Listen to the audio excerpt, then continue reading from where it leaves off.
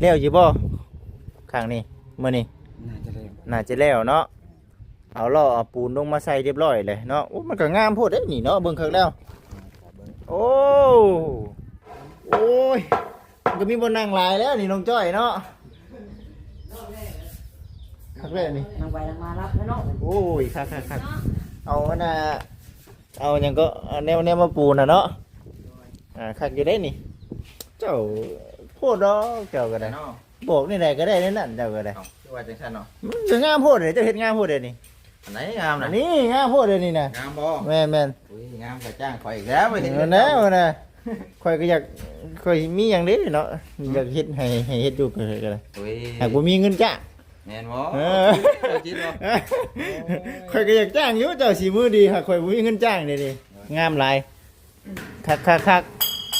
ห่านกำลังย่องไม่ยังน่ะอุ้ยเด็กฮะงามแม่นเด้โอ้โหบังก้อนนี่ไว้กำลังย่องได้กี่นี่เด็กเคยตกใจนะโอ้เด็กวางไว้สิชื่อบ่โอ้ย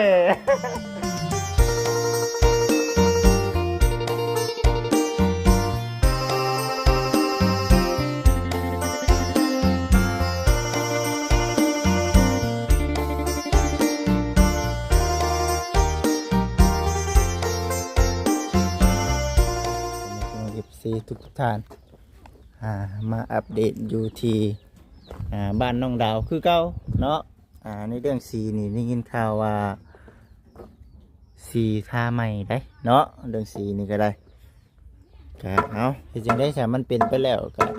แก้ไขเนาะผมไม่พี่น้อง FC หลายอย่างหลายแนวเด้บ้านน้องดาวนี่ก็ได้พี่น้องเอ้ยชัวร์สิแล้วคือหมู่นี่ต้องมีรอบ2เนาะ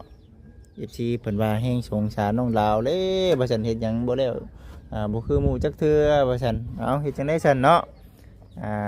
แต่ละคนบ่คือกันคือเว้าแน่แหละอิงตามบุญวาสนาของไผลาวผู้ใดดวงดีแน่ก็โชคดีไปผู้ใดดวงบ่ดีก็มันต้องรอบ1รอบ2เนาะก็บ่เป็นหยังพี่น้องเนาะเฮาแก้ไขกันได้เนาะนี่แหละนี่คือช่างพุทธนี่แหละนี่เนาะตุ้มต่ำอยู่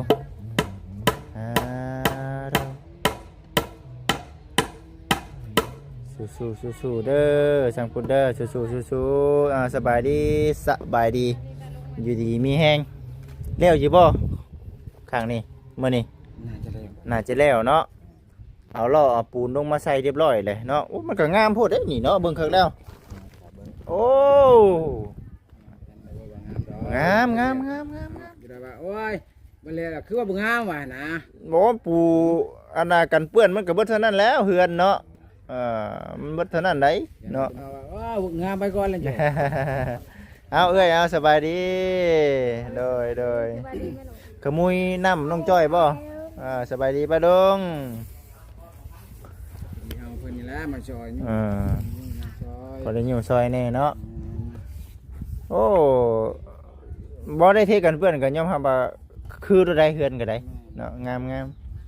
มันเข้ากันรถหั่นน่ะคือกันมันคนละข้างบ่เอ้ยเฮ็ดได้แหละมันบ่เข้า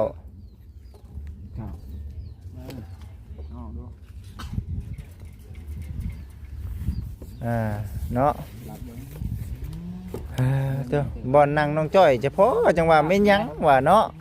คือเด็กหลายแท้ว่าซั่นน่ะนะบอนนั่งเพิ่นบ่ซะนี่เอาถือว่าน้องดาวเนาะมีเรื่องมีข่าวร้ายแล้วก็ข่าวดีปะปนกันไปในเรื่องข่าวร้ายเฮาก็บ่มีหยังดอกแก้ไขซื่อพี่น้องเอ้ย แก้ไขเนาะในเรื่องดีเฮาก็นี่แหละนี่เนาะสร้างพุทธจัดการปูกันเปื้อนให้เนาะเรื่องร้ายเฮาก็ตัวนี้แหละนี่พี่น้องเอ้ยเนาะก็อย่ามันดอกพี่น้องเอ้ยมันเป็นไปได้เด้อซะเนาะเดี๋ยวจังไดก็เดี๋ยวสิไปเบิ่งบ้านน้องจ้อยก่อนบ้านนี้ก็ได้เนาะตัวคือคักแท้นี่เนาะบ่อนนั่งว่าซั่นงามแล้วเนาะ FC เนาะไปซั่นเนาะเดี๋ยวสิไปเฮือน อันน่ะน้องจ้อยก่อนเนาะอันนี้คือบอลเฮ็ดเนาะของทางสร้างพุทธเพิ่นสิมาอยู่นี่ได้นี่เด้อไปสิอะไรก็ได้ในเรื่องประตูของน้องดาวเพิ่นเนาะเพิ่นก็มีเด้นี่เนาะคักงามประตูเด็กประตูใหม่คักแน่พี่น้องเอ้ยเดี๋ยวสิไปอัปเดตให้กับ FC ป้าลุงเบิ่ง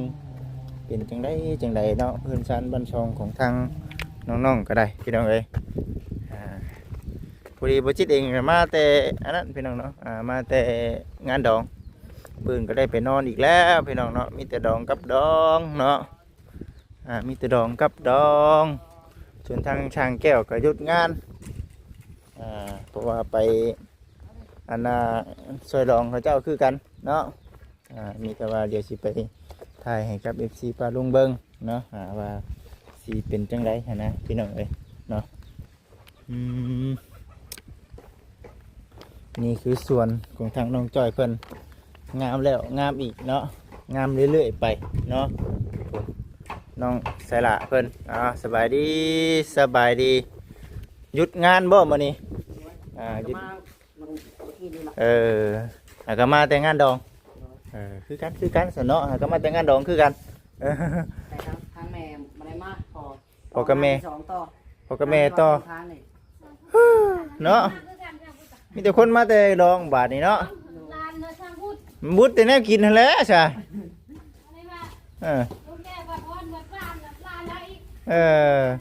อันนี้ก็จะไปกินซีนเพิ่นอีกเดี๋ยวมื้อนี่ก็ได้มีแต่ซีนกับซีนเนาะ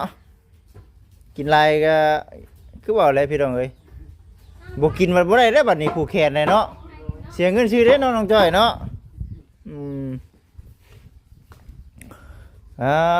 โตคักแท้ได้นี่เนาะเป็นได้สร้างเฮานี่เนาะบอกนี่อะไรก็ได้ในนั้นนี่คักอุ้ยบ่มีหยังบ่คือใส่ไผคักแท้เนาะคือขี้ไผแท้สิเอาพวกนี้เป็นหยังบ่นี่โอ้ฮะนี่ก็เพิ่นยิงบ่โอ้เจหันเจหันใช่รถที่นี่เนาะยิงเขาในได้นี่โอ้ยิงจ่อแล้วก็เอาน็อตเข้าไปเนาะจ่อแล้วจะเป็นใส่ฟุกมีฟุกมีฟุกของเดียวน็อตสุกเข้าโอ้โหคักเนาะโอ้ยก็มีบนนั่งลายแล้วนี่น้องจ้อยเนาะคักเลยนี่นั่งไปนั่งมารับแล้วเนาะโอ้ยคักเอาน่ะเอาอย่างก็แนวมาปูน่ะเนาะคักอยู่ได้นี่น้องจ้อยเอ้ยเจ้าผู้น้อยคือคักแท้นี่เนาะเพื่อนซานันเป็นนี่งามไม่ดีเลยเนี่ยนี่ก็พี่น้องเอ้ยต่อได้นี่เนาะเป็นต่อคนเดิมทาสีบ่หรือว่าจังใดยังสิทาอยู่ยังสิทาอยู่เนาะที่มันว่ามาเลยมันถลอกมันถลอกเนาะมันถลอกจับใส่ได้เขาเลยเปิดได้เด้อคู่ปิ่งก็จับอยู่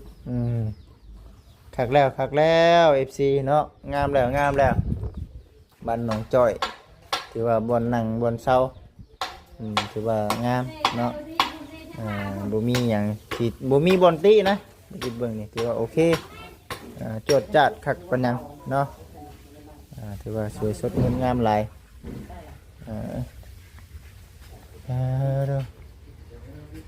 สร้างเฮาพักเที่ยงบ่พักกินข้าวบ่เป็นสร้างกระยาคือกันนี่เนาะเป็นสร้างกระยาคือกันเนาะสบายดีเจ้าพูดดอกเจ้าก็ได้บอกนี่ไหนก็ได้นั่นเจ้าก็ได้ว่าจังซั่นเนาะจะงามพูดเลยเจ้าเฮ็ดงามพูดเลยนี่อันไหนงามน่ะนี่งามพูดเลยนี่นะงามบ่แม่นอุ้ยงามก็จ้างข่อยอีกแล้วบ่เห็นนะข่อยก็อยากข่อยมีหยังเด้เนาะอยากเฮ็ดให้เฮ็ดอยู่ก็ได้หากบ่มีเงินจ้างแม่นบ่จิตบ่ข่อยก็อยากจ้างอยู่เจ้าสิมือดีหากข่อยบ่มีเงินจ้างเด้นี่เนาะได้เงินกันเนาะแม่นอยู่ถ้าได้เงินเนาะ ข่อยก็ยังเงินอยู่เอ้าเด็กเอามาป้าว่าหั่นคือว่าเพิ่นสิใช้วางได้ว่าซั่นนะคือว่าตัวนี้คือว่ามีแล้วว่าซั่นหั่นนะข่อยก็บ่จักเนาะ โอ้ อืม บ่ อืมติดตั้งมื้อนี้บ่ เนี่ยก็ที่นี่แหละแต่ก็ยังบ่สำเร็จแบบยังเพราะว่าแต้มไม่สิยังใช้จอดมันยึดให้มันแน่นนะ แต่ว่าบ่ขออนุญาตนํคือแบบกลางนั่นบ่ได้ใส่บ่ได้ยิงโลสร้างบ่ได้ยิงบ่ได้ยิงไว้ติ ทางกลางบ่ แม่นๆแบบว่าทั้ง4นี่นะโอ้เฮาได้ยึดแล้วเนาะยึดแล้วเนาะ แล้ว ยึดแล้วอ๋อนี่เด้เนาะ นี่ อ๋อนี่เด้เนาะโหเห็นบ่จิตเองก็ได้โอ้คักธรรมดาพี่น้องเอ้ยใครอยู่ดอกบ้านเดียวกันอยู่เนาะ โดย เอิ้นใช้บริการได้ติ ได้ อ่า ตามคำสั่ง ทางจริงเลยก็เฮ็ดไปตาม เนาะคักเลยดินี่พี่น้องเอ้ยเดี๋ยวได้ก็เพิ่นสิเป็นอ่าคุงหลังคาก็ได้เนาะ พวกราคาได้เพดานได้ คุงหลังคาก็ได้เพดานก็ได้ โดยเพดานยิบซ้ำมาเลยอะ ติดแอร์เด้อ แอร์มันบ่มีเครื่องมัน เพราะว่ามันต้องอันน้ำยงน้ำยาเด้เป็นปั๊มมัน บ่ แม่น บ่พยายามฮ้อนเนี่ยคือทั้งเทื่อที่ถือเลขทั้งเทื่อ แอร์บ่ เม็ดเอเอาเอชื่อเอมานี่นะ ม เออ บ่ได้เฮ็ดตัวนะ บ่ได้เฮ็ดบ่ เพราะว่าเฮามันหลายอย่างมันยางมันก็บ่มีปั๊มคือเขาเอากินนะ มีปั๊มมีเครื่องในติ ปั๊มดันน้ำยาเขา แม่นบ่เอาถามเบิ่งซื่อๆเนาะ แม่น ถามเบิ่งก่อน เฮามีตู้ตรวจตัวอย่างเขาก็ไปทางนี้นะ โด ไป ย ยังก็ได้อยู่พอได้อยู่ไป โอ้ติดเอนี่มันต้องใส่หลายอย่างดิเนาะ แม่น เขาชื่อเอมานำเขาแล้วมาเขาห้องเขานี่เลย เพราะว่าข่อยก็บ่เคยติด บ่เคยติดเนาะเยอะเนาะถามเบิ่งก่อนไปถามพี่น้องเลยเฮ้ย โอ้มีแววจัง ฮะ ได้แหน่ อยากได้ชื่อ โอ้ อยากได้ชื่อ เนอกจากอยากได้นะ อยู่อยากได้อยู่มันหักบ่มีเงินนี่แล้ว เพราะว่า โอ้ ย่ำฮ้อนเข้ามาน่ะพัดลมก็เอาบ่อยู่ แม่ เป็นห้องเนาะ พัดลมก็เปิดได้แต่ห้อนก็ ฮ้อนคือเก่า แม่ มันพัดอายฮ้อนใส่เฮาอีกเอ้ย หากนมาบ่ ก็มาแต่งานดองคือกันข่อยก็มาแต่กินซีนข่อยก็ได้ โดย มื้ออื่นก็สิไปกินอีกแล้วบ่อยู่ มีอยู่ในบ้านทางกัน มีอยู่บ้านเขาก็มีอยู่บ้านไม่เท่าก็เขาเจ้าก็ฮอดบ้านตัวเองก็ฮอดอีกบ้านนี่จักสิไปทางใดบ้าน เออ แต่ว่า เก็เห็นหลายหม่องหลายบอนแท้ แม่นนะอะไรจังวะเอ้ยว่าเอามาก่อนสิเมื่อบ้านก็มาอัปเดตทั้งน้องๆเพิ่นก่อนว่าหั่นนะยังบ่ได้เมื่อเพื่อนได้นี่ก็มาแต่บ้านไม่เท่าแล้วก็มาพี่เลย โอ้ มาแต่บ้านหน้าพุ่นเด้ จะมาจะพุ่นบอน แม่นมาแต่พุ่นแล้วก็ ไปพี่ก่อน เวะพี่ก่อนเลยบ่ได้เมื่อเพื่อน เป็นห่วงพี่ก่อนเนาะ เป็นห่วงเนาะโอเคเนาะสางคำโอเคงามหลายคักห่านกำลังย่องมายังนะ เว้ยเด็ก เฮ้ย วางเด้โอ้ย โอ้โหบังก้อนนี่ไว้กำลังย่องได้กี่นี่ ไม่ได้เคยตกใจนะ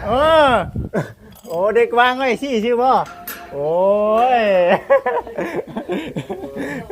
เออก็เลยเสียชื่อยอดมาแห้งแน่เนาะโอ้ยโอ้ยคันนั่นแหละเลยเนาะ บ่ได้มา2-3มื้อแล้วข่อย บริมาเนาะ เพราะว่าบุญแจกลุงแม่ไปเทื่อข่อย หากันแล้วเนาะ แม่จบงานเมื่อวานนี่แต่ว่าเกิดงานก็สวยแล้วนอนกับพ่อแม่นะ2-3คืน ช่วงแรกบัดนี้เนาะ ยังบ่ได้มีมาได้หร เรา อก ไม่ได้บีบบันได เพ เนาะ ราะว่า2-3คืนถ้ามานอนคืนเดียวมันก็ยังบ่ปานใด คืนมื้อบุญเพื่อนลุงเจ้าแล้วข่อยก็นอน3 ชั่วโมงมานอนเฮือนไม่เท่า เอากลับมาอีก แม่นโอ้ งานดองดิ แม่นมาต่ออยู่เฮือนนั่นน่ะเฮือนดองอีกเหงาง านลายพันเฮาอยากได้เพียงเฮาแน่เนาะมันก็ได้ กับ ให้เนาะ กับมันช้าแน่แล้วบัดนี้นะงานตัวนี้เฮาช้าแล้วบัดมันบ่ได้มาอัปเดตแน่ก็ไม่ใช่ว่าเอาตาม อีกก็บ่ได้เนาะ แม่ ทางพี่น้องเองก็บ่ได้เป็นงานรวมบัดเป็นบัดโตขนาด แม่นมีแต่ว่าพุ่นแหละซะเนาะเดี๋ยวสิไปอัปเดตเรื่อยๆให้กับทาง FC เพิ่นเบิ่งก่อนเพิ่นก็สิได้เมื่อได้ค่อยก็นะมาลำหลังเมื่อก่อนมาเวียงอีกนะมื้อนี้เมื่อได้สิเมื่อก่อนแล้วเอ้ยเนาะ เอาโอเคเด้อเบาสบายดีเนาะตบอีกก่อนบ่มีหยังบ่เนาะ บ่ยามมา เออตกแรงอยู่ตกใจดิกินนี่กำลังย่องว่าแน่นว่าซั่นเด้อไปน้องพาอ้ายไปหันเด้เนาะแล้วบ่แล้วบ่ฮอดแท้แล้วมื้อนี้ได้เฮ็ดอยู่บ่มื้อนี้ ติดอยู่เล็กหน่อยไม่มีสวรรค์ มีสวรรค์บ่ ส่วนจะมาบ่าวมายืม เอ เข้าไป เนาะ ที่แรกเขาที่ไม่ได้เห็นนี่ แล้วไหวหมดน้องมือสวรรค์ กระเทินได้หยุดแล้วก็หยุดเลยถ้าอุปกรณ์ครบก่อนเนาะ น้องถือข้าวเทข้าวเลย โอ้น้องถือทองมื้อนี้บ่นี่ คนถูกเทมัน ถูกไหมแล้วนี่เนาะนี่ดิก็พอ ต่อเป็นห้องขันเจาะวัด เอามีแต่ขันเจาะเนาะมีแต่ขันเจาะหากบ่มีสวรรค์ เจาะเทข้าวกับวิสวรรค์ โอ้เจาะที่คานก็สิเทคานก็บ่มีสวรรค์เนาะ โดยระบ่าว โอ้ ยืมน้ำพ่อ มันจะยืมเนาะนี่เด้มื้อนี้ก็ถือว่าจัดการเวียกตัวนี้เนาะ FC ในเรื่องบ้านของทางน้องถือทองเพิ่นอันนี้ตะกี้ก็ว่าสิได้ไปขายน้ำปั่นมันคือหนาวแท้ว่ะจุดก่อนบัดนี้ว่ะ มีคนซื้อเนาะ มันเป็นงานบุญอยู่บ้านอ้ายนี่ๆมื้อนี้กันแต่ว่า นี่ก็ขันเจาะ ตัวนี้ก็สิเจาะคือกันนี่เนาะมันว่าบ่มีสวรรค์ก็เทินได้หยุดก็หยุดซะเนาะมื้อนี้ ทำแม่ก็แล้วงานตอนนั้นต่องานนั่นอีกแคมทาง สร้างแก้วก็ไปคือกันอีกอืม ให้นอกอยู่แคมทาง เห็นกำลังเริ่มมื้ออื่นบ่น่ะ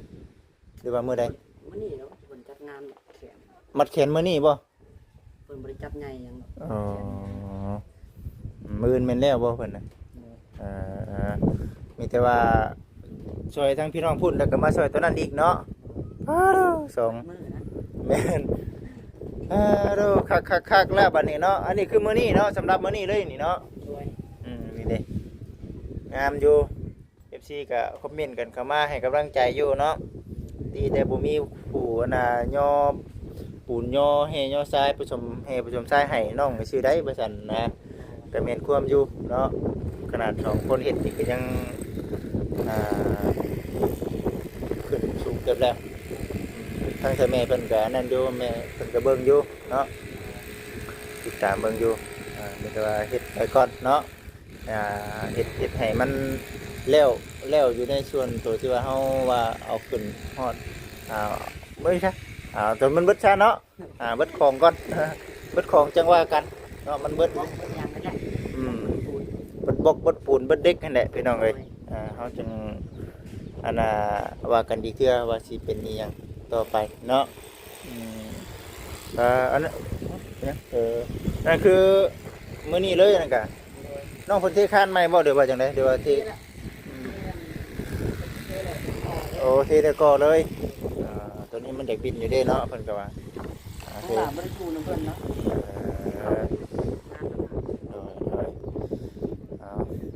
เบิ่งไปสิแล้วน้องตัวทองกับไปเวียกคือกันมื้อนี้ ต้องบอกเพื่อนน้องดาว เพิ่นน้องดาวเลย มาแล้ว มาคือกันไปคือกันแม่นบ่แต่ว่าเมื่อคืนนี่ก็เบิดทั้งบ้านพี่น้องน่ะจัดเบิดคืนเนาะ ตอนน้องดาวบ่ได้เข้าไปเผาเครื่อง เผาเครื่องช่างแก้วแทบแม่บ่อยู่ โดยไปเบิดเดียวเพิ่นอะไรนะคืออี บ่ได้เลยเนาะ ไก่กบอยู่ ไก่เอาแต่เนาะมีแต่รออุปกรณ์นั่นได้สามมื้อนี้ก็ถือว่าหยุดก่อนเนาะพี่น้อง14ปกติบ่ว่าขนาดบ่จิตเองก็ยังหลายงานซับเนาะ โดย หลายงานไปซับแต่ว่างานดองดอกเนาะเฮาไปทางนั้นแน่ทางนี้แน่ก็ได้บ่ได้แอดให้กับผู้ใหญ่เพิ่นเบิ่งมื้อนี้ก็ได้แบบว่าเอ้า ได้ออกมาถ่ายคลิปแล้วก็ได้เว้าเลยเพราะว่าเฮาเองก็ช่วงนี้ยังไปกินซีนอยู่ช่วงนี้ ยังไปกินซีนอยู่เด้อเนาะทางผู้รักผู้ใหญ่เนาะงานตัวนี้มันยังอีกงานหนึง แม่น ปรีปวดหัว แม่น 3งานจะปีบพุ่นเลย แม่นบ่ได้เฮ็ดงานเฮาซ่าเด้อบัดนี้เนาะ โดย แต่ก็อย่ามันดอกบ่สัตว์กินเติมพลังก่อนให้กินชมมันมันหิวตัวนั้นเด้เนาะตัวนั้นเฮ็ดเวียกไปนำมันบ่มีคงกินไปนำแน่ตอนนั้น วันนี้ฮอดยามกินได้ใส่พี่น้องเอ้ยยามกินก็กินตลอดเนาะกินจนบ่อยากพุ่นแหละบัดนี้สิ้นก็กินเด้อกินเด้งนี่เด้อยู่ในส่วนของการเจาะเด็กเลยนี่เนาะมันก็เลยบ่มีฮอดเด็กอันน่ะสวรรค์พี่น้องเอ้ยก็สิประมาณนี้แหละ แล้วมันเอาเห็นน้องๆเห็นนะเห็นน้ำหรอคาน้ำจาก บ่ได้ก็คือโอ้คือสิบ่เฮ็ดงานดอกมื้อนี้ติเดี๋ยวมาเอาสวรรค์ไปเฮ็ดเวียกก่อนเนาะ สวรรค์มันเครื่องเนาะ สวรรค์เครื่องเดียวบ่ได้ก็เบิด3 4 5หลังนี่เบิดสร้างนี่มีเฮือนสร้างแก้วนี่แหละพี่น้องเอ้ยมีสวรรค์เฮือนน้องดาวกับอันน่ะเสียแล้วสร้างพุทธก็บ่มีได้เนาะ เห็นมายืนยุ่งเช้าว่าประมาณแล้วคนเอาไปแล้ว บ่ทันคือกันเนาะอ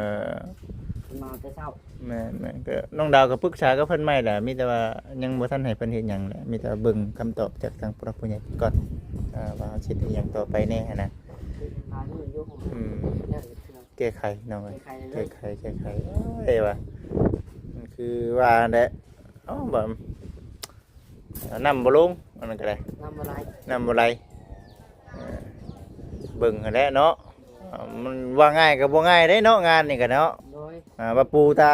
ติดกะโลตามเพื่อนนี่ง่ายติดห้องน้ำอะไรเงี้ย ต้องได้เบิ่งเนาะแม่นอยู่คนตีตกต่ำก็มันก็บ่ว่าง่ายเนาะมันก็ต้องเบิ่งอีก บัดนั้นต้องเฮ็ดให้มันลุกว่าไง รูปก็บ่แม่นว่ารูปแฮงปานนี้ติ บ่ให้นี่แห้งลายก็บ่ได้ รูปเพียงๆแบบเนิ่นๆหน่อยหนึงนะ นั่นลงไปจะสุดเลยนะ ต้อง นั่นแหละ ต้องเบิ่งแบบนั้นเนาะน้ำบ่ได้บ่ได้บางคนผู้เพิ่นอยากได้คักค่าให้นึงเพิ่นก็ให้แก้ หน่อยหนึงเนาะแต่ว่าของน้องดาวนี่เบิดเด้เบิ่งนี่จะทรงอยู่ทรงสิแก้เบิดอยู่เบิ่งนี่จากที่ เพิ่นแก้เบิดแก้เบิดกูพัน แก้เบิดแล้วไปว่ามันยังดอกมันก็หนึ่งคือเสียเวลาเนาะหนึ่งมาแล้วคือบ่แล้ว เสียเวลาก็บ่มาได้ดอกมันเสียปูนนั่นแหละ แน่นอน ที่ปัญญาลักปัญญาซื้อให้เบิดลายชอบเติ เบิดนั่นแหละจังว่ามันก็ต้องได้ใส่ตัวนั่นแหละสิ่งสำคัญก็ได้นี่ ปูนเขียวแม่นเบิดเบิดแล้ว เบิดเนาะปุ่นเสียเบิดแล้วเนาะ แต่ปูนแดงวันนี้เนาะ มีแต่ว่าคือเฮาเว้าในเนาะเหมือนว่าซั่นว่าซี่นะจักน้องหรือว่าทั้งทีมสร้างเนาะมีหยังก็ระมัดระวังหั่นแหละเพราะว่าเพิ่นซื้อมาให้แล้วหั่นนะเฮาก็บ่อยากเสียของเพิ่นคือเว้าแน่เนาะแต่ว่าเพิ่นก็บ่ได้ว่าหยังดอกเราก็ต้องประหยัดฟังกัน แม่นต้องลายบ่ให้ทับมันอ่ะใส่ลงหมูปาก เอาปาดเอาโลดเนาะ โดยทับมันเศษบล็อกมันหลาย แม่น ประหยัดซอย แม่นมีแต่ปาดเอาหั่นแหละปาดเอาน้องเอ้ย ประหยัด เห็นเอาแนวใดมันสิประหยัดนำเนาะชัวร์สิมีกองจนเทินสิก็โอ้หลาย FC จนตกใจเนาะ โดย FC จนรุ่นว่า ยังมีเงินมีคำซื้อ โอ้ยพี่น้องเอ้ยเบิดหลายครับเนาะเพื่อสิได้มาซำนี้ก็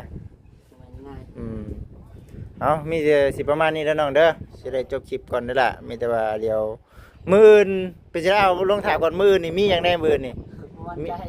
มีทางไปอยู่เด้เนาะบ่มั่นใจเนาะบ่มั่นใจเพราะว่าเรื่องคือเว้านี่เนาะเฮาจบมางานใหม่ๆเนาะเฮาก็บ่จักว่า มื้อนี่แน่นอนมื้อนี่บ่โอเคมันได้มื้อนี่แน่นอน งานเนาะช่วงงานมื้ออื่นมื้อฮื้อนี่ยังบ่มั่นใจเนาะ โดยมื้อนี่แน่นอนแต่มื้อนี่บ่ปานใด อีก2มื้อเนาะอีก2มื้อซะ ถ้าว่าว่างๆของหลานสิทักก็ได้น้องหลานเฮ็ดขนมไปท้องได้ถ้าว่าว่างกับมื้อนี่น้องหลานบ่ว่างแน่นอน คือกันนั่นแหละอ้ายก็ได้เนาะอ้ายก็สิบ่มันนั่นคือกันนะมีเวียกไปคือกันเนาะงั้นไปกินซีนหมู่นี่แหล้วเนาะหมู่หาเด้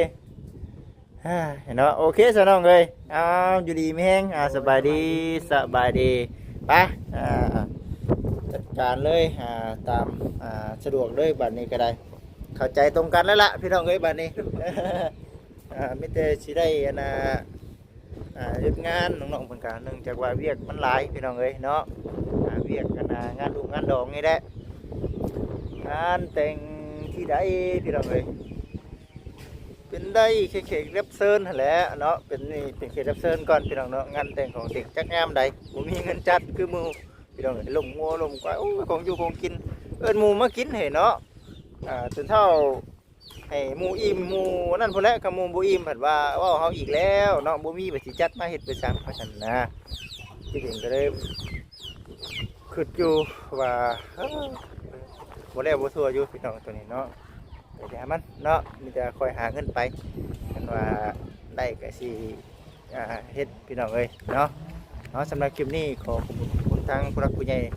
หลายๆเนาะที่เขามาช่วยทางน้องๆและก็